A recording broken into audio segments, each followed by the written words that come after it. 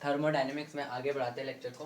तो अपने पॉइंट पे आते हैं। पॉइंट था या फिर पॉइंट है थर्मोडायनेमिकल कोऑर्डिनेट्स और वेरिएबल्स, यानी थर्मोडायनेमिकल कोऑर्डिनेट्स क्या होते हैं और वेरिएबल्स क्या होते हैं, इसके बारे में बताते हैं। तो थर्मोडायनेमिकल कोऑर्डिनेट्स वो होते हैं जिनके द्वारा हम थर्मोडायनेमिकल सिस्टम में रिप्रेजेंट करते हैं। रिप्रेजेंट मतलब कि ज़्यादातर उससे हम दिखाते हैं उन्हें, जैसे कि a system whose state expressed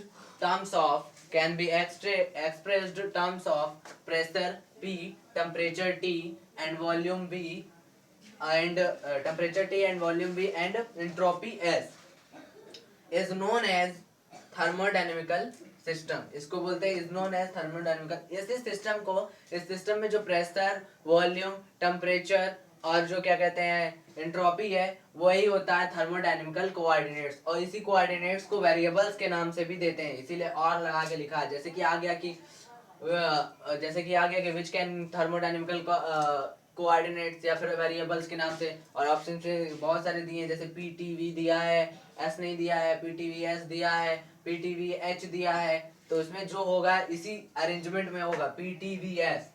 हो सकता है इसका अलग अरेंजमेंट, अगर इसका इस अरेंजमेंट के बाद मतलब ये अरेंजमेंट भी है और एस भी पीटी भी है, तो पीटीवीएस लगाएंगे। अगर बाय चांस ये नहीं है और एसवीटीपी है तो एसवीटीपी लगा देंगे। अरेंजमेंट ये होना चाहिए पीवीटीएस या पीटीवीएस, दोनों में से। वैसे तो ऑप्शंस इसमें करेक्ट ही आते हैं। तो क्या होगा thermodynamical coordinates,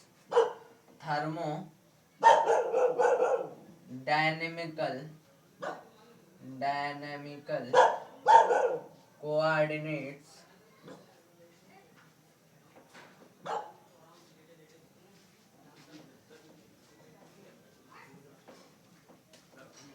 are P, T, V, S, ये होते हैं थर्मोडायनेमिकल कोऑर्डिनेट्स।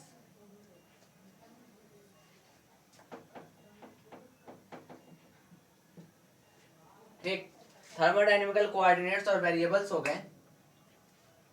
कोऑर्डिनेट्स और वेरिएबल्स के बाद बात करते हैं कि ये दोनों एक ही नाम है, और वेरिएबल्स बोलो या कोऑर्डिनेट्स बोलो, ये याद रखने वाला है कि पीटीवीएस ऐसे ही याद रखा जाता है। अब हम थर्मोडायनेमिकल फंक्शंस और पोटेंशियल्स की बात करेंगे। थर्मोडायनेमिकल फंक्शन और पोटेंशियल ये क्या होते हैं? थर्मोडायनेमिकल फंक्शन और पोटेंशियल। थर्मोडायनेमिकल फंक्शन और पोटेंशियल, हेडिंग ये है थर्मोडायनेमिकल फंक्शन और पोटेंशियल। ये क्या होता है थर्मोडायनेमिकल फंक्शन? अब इसको अगर दिखाना चाहे तो ऐसे दिखा सकते हैं, जैसे कि हम एक कंटेनर ले लें, इसी के अंदर तो होता है, कंटेनर के अंदर गैस है, इसमें प्रेशर P है, वॉल्यूम V है, टेम्परेचर T है और एंट्रोपी S है। एंट्रोपी क्या होती है? S इक्वल टू Q/T, और चेंजमेंट अगर निकालेंगे तो dQ/T, ds equal to dQ/T।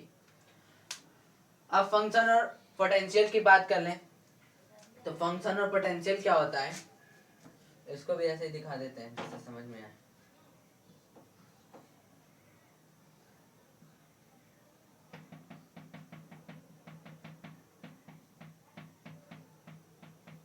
अभी इसके आगे हम डिफाइन करें, पहले हम स्टेटमेंट दिखाते हैं कि कैसे हम बोल सकते हैं। These terms of thermodynamical system are related with energy। किसके साथ रिलेट होना चाहिए? ऐसे टर्म्स ऑफ थर्मोडायनेमिकल फंक्शन के ऐसे टर्म्स जो एनर्जी से रिलेट करते हो या एनर्जी से मैच करते हो, एनर्जी से रिलेट करते हो या फिर एनर्जी से मैच करते हो, वे टर्म्स क्या कहलाते हैं? These terms are thermodynamical function or potential, या these terms are called thermodynamical function or potential। वो कौन कौन से हैं वो हम बताते हैं। जैसे कि इंटरनल एनर्जी, हेल्महोल्ट्ज फंक्शन। कौन सा? हेल्महोल्ट्ज फंक्शन, या फिर उसको बोलेंगे Helmholtz free energy, Helmholtz free energy. और कौन सा? एच, जिसे मैक्सिमम पॉसिबल हीट बोलते हैं, एंथैल्पी। और एक चौथा है, चार ये भी है, चार ये भी, चौथा क्या है? Gibbs free energy, Gibbs free energy. अब ये होते क्या है, इनके बारे में हम बता रहे हैं कि ये क्या क्या होते हैं।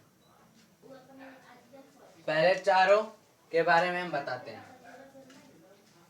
पहले चारों के बारे में, मतलब कि U, H, F, G, इनके बारे में तो हमें बताना नहीं है, ये तो ऐसे ही है। प्रेशर, टेम्परेचर, वॉल्यूम, एंट्रोपी, इनके बारे में तो सबको पता ही है क्या होता है। एंट्रोपी के बारे में बताया है कि S equal to D Q upon A, D S equal to, जैसे कि चेंजमेंट निकालना है एंट्रोपी का, तो डी क्यू अपॉन में टी होता है।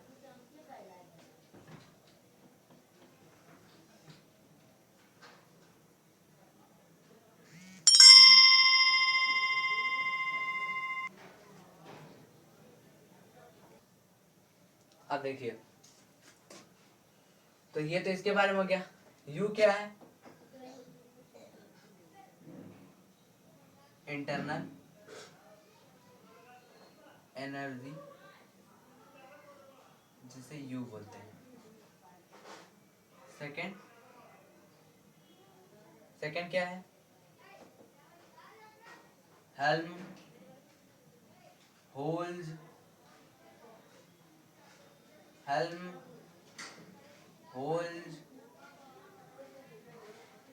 Free energy.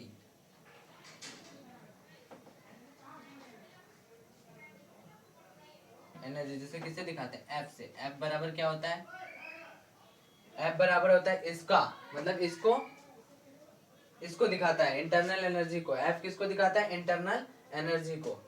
You minus T S इसको कंट्रोल करता है। ये फॉर्मूला है एफ का, अभी ये बताएंगे। Third, enthalpy.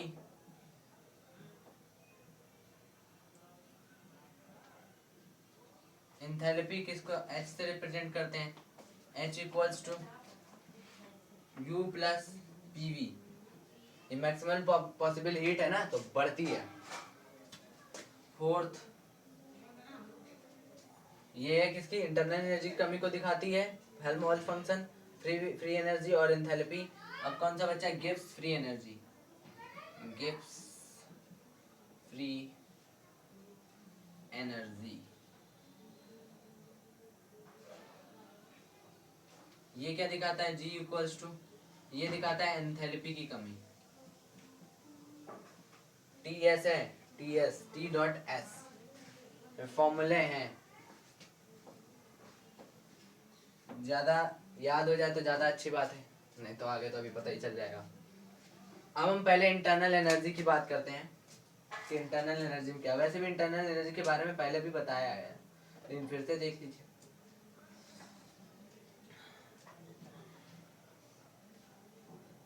इंटरनल एनर्जी से कौन कौन रिलेटेड दिख रहे हैं? एंथैल्पी दिख रहा है, हेल्महोल्ट्ज फंक्शन दिख रहा है।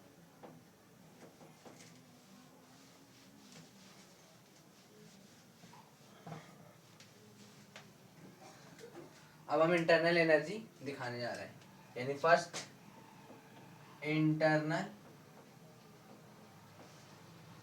एनर्जी किसका फंक्शन होता है ये देखना बहुत जरूरी है। Internal energy you, internal energy you.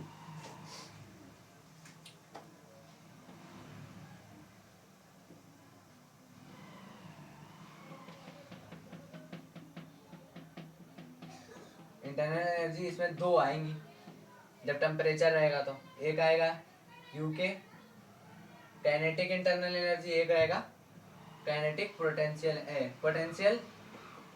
Energy, internal energy UP kinetic internal energy, और एक है पोटेंशियल इंटरनल एनर्जी। इन दोनों का प्लस होता है यूके प्लस यूपी, क्या होता है? Internal energy.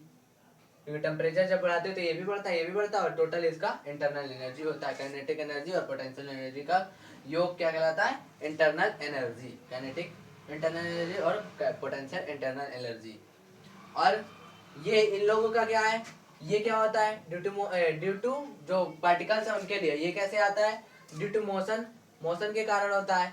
तो ये पार्टिकल्स की वजह से ये क्या होता है, ये कांस्टेंट हो जाता है, कांस्टेंट क्योंकि पार्टिकल्स तो एक जगह पर निश्चित हो गए ना, तो पार्टिकल्स की वजह से ये कांस्टेंट हो जाता है। के किसकी प्रोपोर्शनल है, यू के टेम्परेचर के बढ़ने पर आता है, तो यू भी किसके प्रोपोर्शनल हो जाएगा, टेम्परेचर के। यू भी किसके, ये पहले बता चुके, इसी वजह से ऐसे बता रहे हैं, यू किसके प्रोपोर्शनल हो जाएगा, टेम्परेचर के, टेम्परेचर के प्रोपोर्शनल हो जाएगा। कभी कभी पूछा जाता है इंटरनल, ठीक। फर्स्ट लॉ ऑफ थर्मोडायनेमिक्स से देखा जाए, फर्स्ट लॉ ऑफ थर्मोडायनेमिक्स से देखा जाए, हम दिखाते हैं कि ये किसका फंक्शन होता है, मतलब यू किसका फंक्शन है, पूछा जाता है whose function of internal energy, whose function of internal energy अभी निकल के आएगा फर्स्ट लॉ ऑफ थर्मोडायनेमिक्स लगाने पर। First law of thermodynamics, okay, क्या होता है, dq is equal to du plus dw, ठीक, dq is equal to du plus dw। अगर du का मान निकाले, इंटरनल एनर्जी का चेंजमेंट निकाले यहाँ से, तो क्या आएगा, dq minus dw। Work done सबको पता होगा क्या होता है, pdv। वर्क डन क्या होता है, वर्क डन क्या होता है, pdv, क्योंकि dw is equal to pdv। यहाँ पर एंट्रोपी, मतलब कि एंट्रोपी कह रहे हैं, dq कैसे निकाला जाए, dq निकालने के लिए चूंकि एंट्रोपी बराबर क्या होता है, q बाई टी, तो एंट्रोपी का चेंजमेंट क्या होता है, dq बाई टी, ठीक ना, ये गिवन हीट है। यहाँ से dq का मान निकालिए, तो dq का मान आएगा tds, dq का मान आएगा tds, यही dq का मान यहाँ रख देते हैं, तो du चेंजमेंट ऑफ, और dw का मान यहाँ रखते हैं, इसको इक्वेशन फर्स्ट मान लेते हैं बाय फर्स्ट, तो क्या आएगा, TDS माइनस PDV। अब हम यहाँ पर दिखाएंगे कि इंटरनल एनर्जी का चेंजमेंट किस किस के चेंजमेंट पर निर्भर करता है, एंट्रोपी के चेंजमेंट पर निर्भर कर रहा है और वॉल्यूम के चेंजमेंट पर निर्भर कर रहा है। इंटरनल एनर्जी का चेंजमेंट जिस पर निर्भर करेगा वही इसका फंक्शन है, वही इंटरनल एनर्जी का फंक्शन है, क्या है, वही इंटरनल एनर्जी का फंक्शन है। Internal energy U is the function of S and V, internal energy U is the function of S and V, S मतलब entropy and volume, entropy of volume कैसे लिखते हैं, U का function U of S and V, यानी S और V इसके functions हैं, किसके, इंटरनल एनर्जी का, और इसको ऐसे भी लिखा जाता है U is equal to function of S and V, S and V, ये याद रखना होगा। अभी इसके बाद हेल्महोल्ट्ज का फंक्शन आएगा, इसके बाद आएगा हेल्महोल्ट्ज के बाद गिब्स एनर्जी का, एंथैल्पी का, तो चारों फंक्शन के, चारों के, ये क्योंकि फंक्शन है तो फंक्शन ये किसका फंक्शन है, यू किस पर चेंजमेंट दिखा रहा है, दिखा रहा है एंट्रोपी पे, एंट्रोपी के बाद वह हमारा चेंजमेंट दिखा रहा है वॉल्यूम पे, तो यही इसके फंक्शन हो गए, कौन, एस एंड वी इनके फंक्शंस हो गए, एस एंड वी इनके फंक्शंस हो गए। फिर इसके बाद अब बचता है हमारे पास हेल्महोल्ट्ज, हेल्महोल्ट्ज थोड़ा बड़ा है, उसमें थोड़ी प्रूविंग भी है, एंथैल्पी बचती है, उसमें भी थोड़ी प्रूविंग है, और इसके बाद चौथा, तीसरा चौथा